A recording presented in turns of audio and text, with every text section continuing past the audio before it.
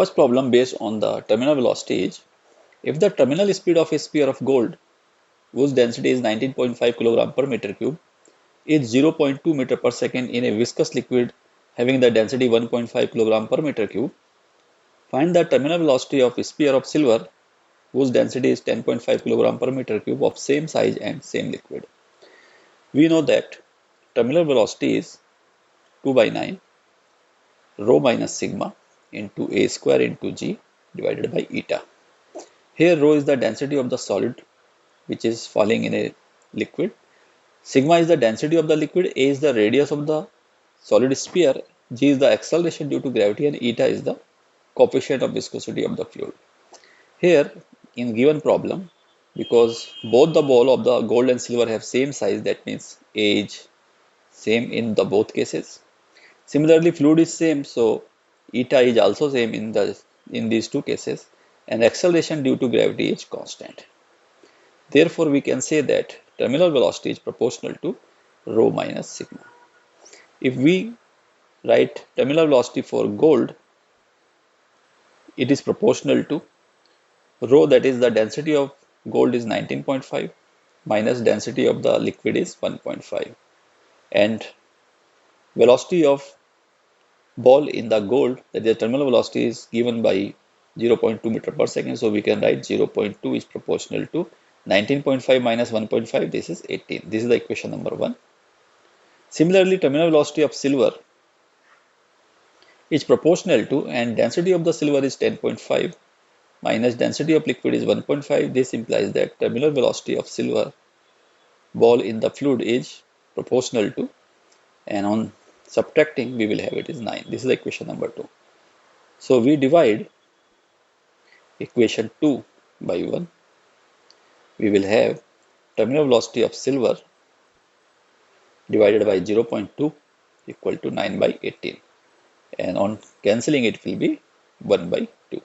So terminal velocity of silver ball in the liquid will be equal to 1 by 2 into 0.2, that is equal to 0.1 meter per second. Hence option C is the correct option. Second question is, if a ball of steel having the density 7.8 gram per centimeter cube attains a terminal velocity of 10 centimeter per second when falling in a tank of water, coefficient of viscosity of water is 8.5 into 10 to the power minus 4 Pascal second, then its terminal velocity in glycerin, whose density is 1.2 gram per centimeter cube and coefficient of viscosity is 13.2 Pascal second, would be nearly. We know that terminal velocity is 2 by 9 rho minus sigma into a square g by eta. Because same ball is falling in two fluids, one is the water and another is the glycerin. So for same ball, we can say that radius of the ball is same and the acceleration due to gravity g is constant, value is 9.8 meter per second square. Therefore, we can write that terminal velocity in this question is proportional to rho minus sigma by eta. So for water, terminal velocity is given 10 centimeter per second, it is proportional to, and density of the ball is 7.8 minus density of water is 1 gram per centimeter cube. So we replace it with 1 divided by, and coefficient of viscosity of water is given 8.5 into 10 raised to the power minus 4 Pascal second. Because we are taking the ratio, so corresponding units should be taken in the same system. For example, coefficient of viscosity is taken Pascal second, that is SI system. So for glycerin, we also take coefficient of viscosity in same unit, same system. While we are using the density in gram per centimeter cube, that is in CGS system. So because we are taking the ratio, so for glycerin also we will take the densities in gram per centimeter cube. So for glycerin, we have to find the terminal velocity, and it will be proportional to the density of the ball is 7.8 minus density of glycerin is 1.2 divided by coefficient of viscosity is 13.2. This is the equation number 2. So we divide equation 2 by 1. We will have Vt by 10. It will be equal to and 7.2 minus 1.2, it will be 6.6 divided by 13.2 multiplied by, and on dividing we will have 8.5 into 10 to the power minus 4 divided by, and on dividing 7, on subtracting 7.8 minus 1, that is we will have 6.8. And now simplifying is this 6.6 get cancelled and it is 1 by 2, and now it is cancelled by 17, so it is 0.4 and it is 0.5. Therefore, we will have 1 by 2 into 5 by 4 into 10 to the power minus 4, and that is equal to 5 by 8 into 10 to the power minus 4. Therefore, terminal velocity will be 10 into 5 by 8 into 10 raised to the power minus 4, and because velocity is taken in centimeter per second, so this terminal velocity will be also in centimeter per second, and that will be equal to, on dividing 50 by 8, we will have 6.25 into 10 raised to the power minus 4 centimeter per second. Therefore, option B is the correct option. Third question is, a small sphere of radius r falls from rest in a viscous fluid. As a result, heat is produced due to the viscous force. The rate of production of heat when a sphere attains its terminal velocity is proportional to. We know that terminal velocity is equal to 2 by 9 rho minus sigma into r square g by eta. Here, rho is the density of the solid sphere, sigma is the density of the fluid, r is the radius of the solid sphere, g is the acceleration due to gravity, and eta is the coefficient of viscosity of the fluid. And viscous force is given by 6 pi eta r v, and because velocity is terminal velocity, so we can write it as Vt. Now we have to find the rate of production of heat. Rate of production of heat, that is dH by dt, it will be the power, and power is written as force into velocity.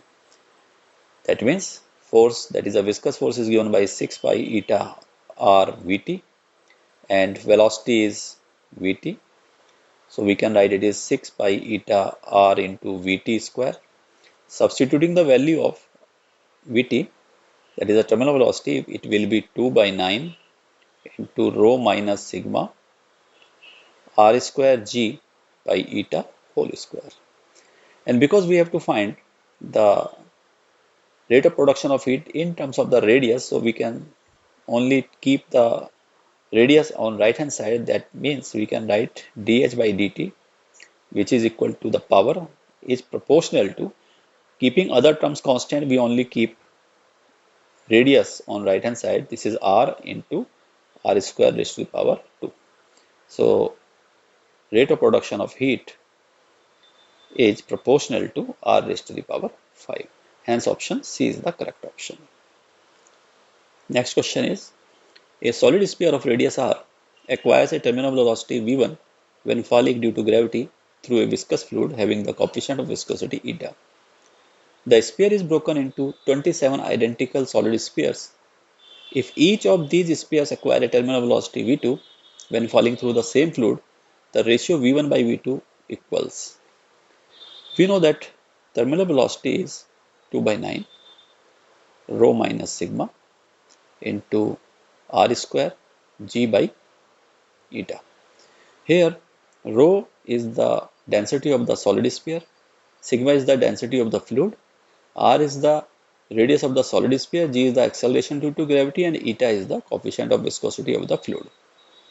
Here the material is same, so rho and sigma are same for the problem. That means we can write rho is same, sigma, that is the density of the fluid, it is also same, acceleration due to gravity is constant, so it is also same, and because fluid is same, so coefficient of viscosity is also same in both cases.